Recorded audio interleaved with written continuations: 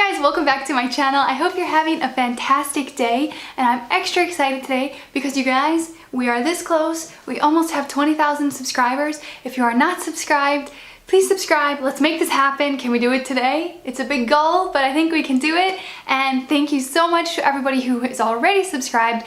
So many of you have been here for so long and you're so supportive, and I'm so grateful to have all of you here supporting me, and I just love you so much. So in today's video, I decided that I wanted to share with you guys my top minimalism life hacks. So there are so many little tips, little tricks that I have learned over the past few months, and I wanted to share some of my top hacks with you guys today. So we're just gonna get right into it. I have a lot, so I'm gonna list them off super fast. The first hack is to get samples. I don't know if you guys know this, but you can get samples from like almost every single cosmetic brand, like skincare, whatever. Everybody will give you samples. This sounds super obvious, but this is something that I did not know at all, and I was so surprised the first time I walked into like an Ulta or a Sephora and I asked for a sample of a foundation and they just gave it to me, and it was amazing. It was like, why haven't I been doing this my whole life? I think it is a great minimalist life hack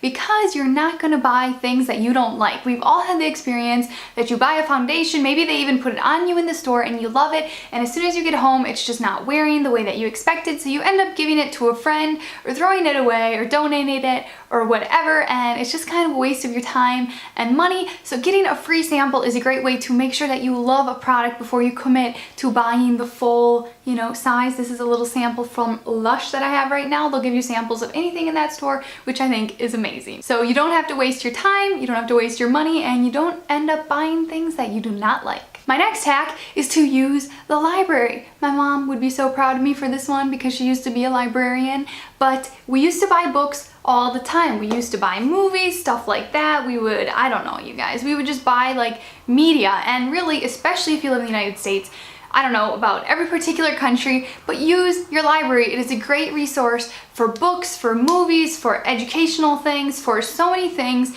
The library is a great place. There are so many free resources available, and they'll often print stuff for you for free. When I was living in the US, I would take stuff to the library that I needed to print out, and they would do it for free really often, even if they said they charged like 5 or 10 cents a page. If I needed 2 pages printed, they were happy to give it to me. So it is a great resource for audiobooks, movies, music, obviously. The main thing Matthias and I love to use the library for was to get documentaries and watch them, because we don't even pay for a Netflix subscription or something like that. So if you want to get some cool documentaries, check out your library, and the best thing is you can give them back, get them out of your life when you are done with them, and they don't sit around in your house cluttering up your life. Speaking of printing things out, my next hack is to go completely paperless. And I have moved so many times in the past year, and every single time Matthias and I would move, we would have to go buy a printer, ink, paper, blah blah blah, and then we'd move and we would literally like give the printer to Goodwill, and there are so many printers at Goodwill because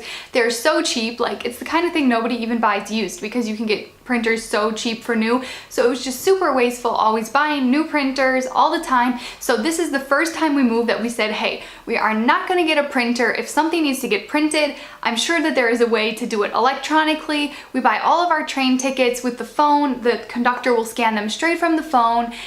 Airplane tickets, you don't have to print them at home anymore. You can use your phone. So basically almost everything can be done digitally. There is an app for it or something. So we do not even use a printer anymore. And if we really need to print something, you can go to a library or a print shop, but it is just such, like, I don't know, a relief not to have a printer at home, because printers are very expensive to buy paper and ink and all of that kind of stuff. They're big, they're bulky, they're not very, I don't know, cute in your house. So we are just super stoked to finally give up the printer and go completely paperless. This goes for our bills as well. We get all of our bills electronically into our emails, inboxes, and we pay everything electronic. So this is so much easier than getting bills in the mail, and yeah, it is just way better. My next minimalist life hack is, if you are married, to share certain toiletry items. So this sounds kind of weird, but Matthias and I have actually been doing this for a very long time. So when it comes to shaving cream, body wash, face wash,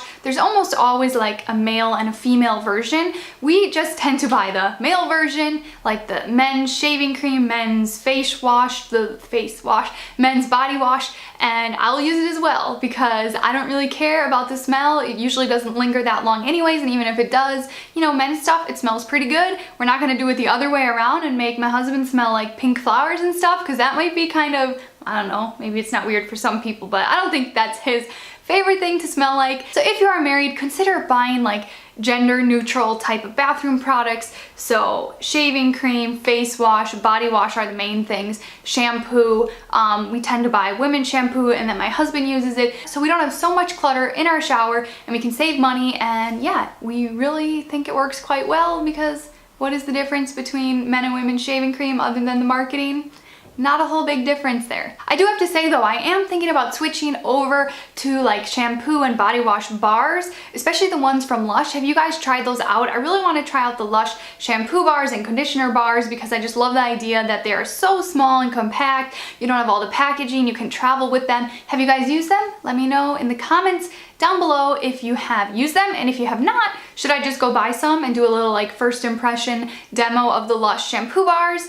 Let me know. The next hack is to buy clothes that are all the same type of color. So as you guys know, I'm sure you've seen my closet tours, I only wear neutral colored clothing at this point, and the reason why this makes your life so much easier is one, everything matches, everything is interchangeable. It's not like you have shirts or pants that can only be worn with certain colors. Literally everything is completely interchangeable, and that makes my life so much easier. Additionally, this makes doing laundry so much more time efficient because we can throw all of the darks together and we just pull out the whites. There is no colors. We don't have to pull out the reds. We don't have to separate it so much. We always do a load of darks, so we'll put the grays in with the blacks and the navies all in one wash, and then usually we just have a very small wash of whites that we do separately. So my white shirts, those are what we pull out, but it makes it very easy. And if you can even switch to all like one color, I think that would be even better. I'm definitely thinking about my wardrobe, how I can simplify it, because my husband, he wears only black t-shirts and I'm so jealous of him because he has it so good. It's so easy, and you can throw all of his black t-shirts in one wash, and like, yeah, quick and painless. Next hack is very similar, and this comes to your linens around the house. So your towels and your bed sheets and your pillowcases. My hack is to buy them all in white, because when everything is in white, you can throw everything in one wash and it is so easy. Again, you don't have to pull out pink towels and red towels and green towels and wash them all separately because you're scared of things bleeding on each other. When all of your towels are white, it is very easy to keep them all white and bright and they don't get faded and you have to buy new ones. And yeah, you can throw in your sheets with your towels and just everything's white. It's very easy, and it's also quite pretty, isn't it? It's quite cute as well. I like how it looks. Next hack is also something new that I recently discovered, and this is KonMari folding. And yeah, the reason that I started looking into this is because every single time we would move, we would have to buy so many hangers. You guys watched my last closet tour. I had all of my items hanging up so I could see everything, which is great. However, when we moved, we had to throw away, well, we didn't throw them away, we took them to Goodwill, probably, I don't know, 80 or something so hangers. It was so many hangers because I had every single one of my shirts hanging up, plus my husband, every single one of his shirts, and all the jackets and everything was hanging up, and it was so many hangers. And I'm like, man, I really do not want to buy so many hangers again. There has to be a better way to keep your clothes organized. So we started doing the KonMari folding method, and it is so easy. I will put in a little clip here of how you do it. It is so simple.